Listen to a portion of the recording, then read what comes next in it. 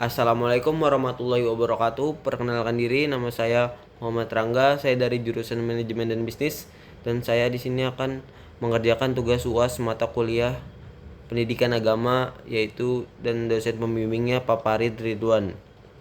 Di sini saya akan menjawab pertanyaan-pertanyaan yang harus dijawab oleh saya yang telah diberikan oleh Pak Farid.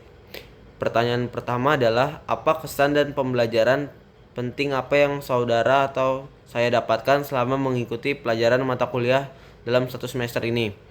Kesan dan pembelajarannya adalah selama satu semester ini saya mengikuti mata kuliah ini dengan sangat bersemangat, bergembira, dan juga saya merasakan pengalaman-pengalaman yang berharga meskipun melewat jejaring media sosial atau secara online. Materi yang disampaikan oleh teman-teman melalui Google Meet itu sangat berarti dan juga sangat relevan dalam kehidupan saya sehari-hari. Tidak hanya disampaikan oleh teoritis, tetapi juga adaptif sehingga membantu saya dalam memahami relevansi ilmu yang diberikan oleh teman-teman atau dosen dalam kehidupan saya sehari-hari atau dalam dunia nyata, dan juga dapat menimbulkan perspektif baru terutama melalui diskusi kelompok atau tugas kolaboratif yang mendorong pemikiran kritis saya sendiri. Oke, selanjutnya nomor 2, topik atau pembahasan yang paling penting menurut saudara dalam perkuliahan selama satu semester ini dan apa relevansinya bagi kehidupan saya yang saya jalani, yaitu menurut saya adalah sesi ke-9, menguasai konsep ibadah dalam Islam, sejarah dan prinsip sholat.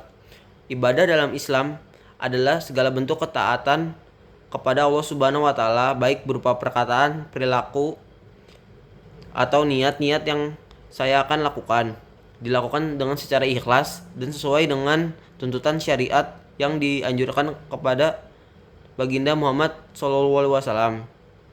Dan dengan memahami makna sholat, saya berusaha menjalankan dengan khusyuk, tidak sekedar rutinitas saja, tetapi sebagai kebutuhan rohani yang membentuk kepribadian saya lebih baik. Selanjutnya nomor 3, yaitu soalnya topik atau pembahasan apa yang paling tidak penting dan tidak relevan menurut saudara dalam perkuliahan selama satu semester ini.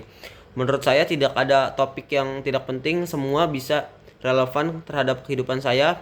Selama 16 pertemuan ini menurut saya semua topik atau materi yang diberikan dosen kepada mahasiswa atau terhadap saya itu sangat penting dan sangat relevan dalam perkuliahan atau kehidupan saya sehari-hari. Selanjutnya saya akan menjawab soal atau pertanyaan nomor 4. Menurut saudara apa alasan utama kita melaksanakan ibadah sholat? Apa dasarnya dalam kitab suci? Apa pesan sosial sekaligus pesan ekologis dari ibadah sholat?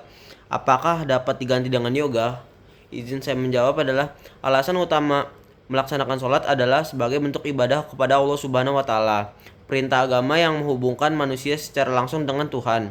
Sholat juga memiliki pesan sosial dan ekologis yang penting. Sholat tidak dapat digantikan oleh yoga karena keduanya memiliki tujuan dan tata cara yang berbeda. Untuk alasan sholat utama adalah mendekatkan diri kepada Sang Pencipta, yaitu Allah Subhanahu wa Ta'ala, penghubung dengan Allah, pembersihan diri dan permohonan pertolongan kepadanya. Pesan sosial dan ekologis sholat adalah sholat berjamaah, mengajarkan nilai-nilai kebersamaan, persatuan dan solidaritas antar umat muslim. Pesan ekologisnya adalah sholat juga mengandung pesan untuk menjaga kelestarian alam, karena alam diciptakan oleh Allah yang harus dijaga. Perbandingan sholat dan yoga adalah sholat bertujuan untuk beribadah kepada Allah, sedangkan yoga bertujuan untuk kesehatan fisik dan mental. Oke, selanjutnya saya akan menjawab pertanyaan nomor 5. Di dalam ajaran Islam terdapat ajaran filantropi atau berderma kepada sesama, yaitu zakat, infak, sedekah, wakaf, hibah, dan lain-lain. Mohon jelaskan dasar ajaran Islam dalam kitab Al-Quran. Kenapa kita harus berderma kepada orang lain padahal harta kita diusahakan berdasarkan kemampuan kita? Lalu mohon jelaskan hubungannya ajaran berderma dengan rasa keberhutangan kita kepada orang lain. Dasar ajaran filantropi dalam Al-Quran adalah Al-Quran secara jelas memerintahkan umat Islam untuk berderma, baik melalui zakat infak, sedekah, wakaf, maupun hibah.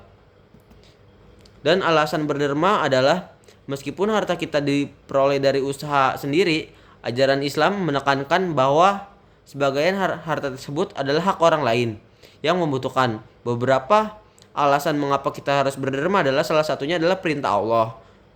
Kedua adalah membersihkan harta kita. Ketiga adalah mendapatkan pahala. 4 adalah membantu sesama. Dan 5 adalah menciptakan keseimbangan. Dan 6 adalah memenuhi hak orang lain. Hubungan berderma dengan keberhutangan adalah rasa keberhutangan muncul karena kesadaran bahwa rezeki yang kita peroleh adalah titipan Allah Subhanahu wa taala dan sebagian dirinya diperuntukkan bagi orang lain. Memberikan sebagai harta tetapi juga memenuhi kewajiban dan rasa tanggung jawab kita terhadap sesama.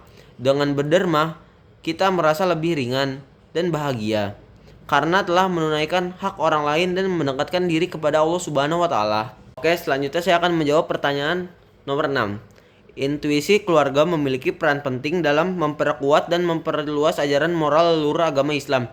Tetapi hari ini nilai penting keluarga sangat bertentangan dengan orang yang mempunyai perspektif dengan rencana child free, di mana seseorang atau pasangan memiliki untuk tidak memiliki pasangan anak. Bagaimana Anda menanggapinya hal ini? Apakah saya setuju atau tidak, dan berikan alasannya.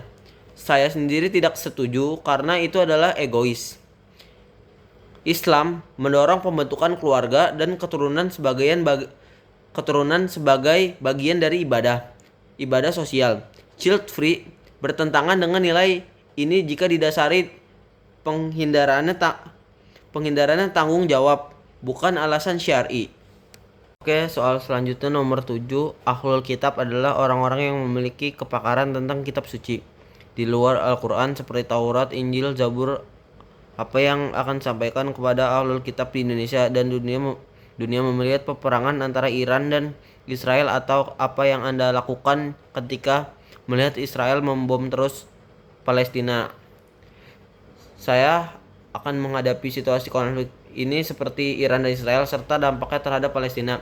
Ada beberapa hal yang dapat saya sampaikan kepada ahlul kitab di Indonesia dan di dunia adalah tetap menyerukan seruan perdamaian, mengajak semua pihak untuk berdamai, untuk menyetop peperangan yang terjadi sekarang, dan penghormatan terhadap hak-hak manusia yang telah dilanggar, dan tetap menjalankan bantuan kemanusiaan dan mengutuk keras tindakan kekerasan dan mendukung resolusi internasional.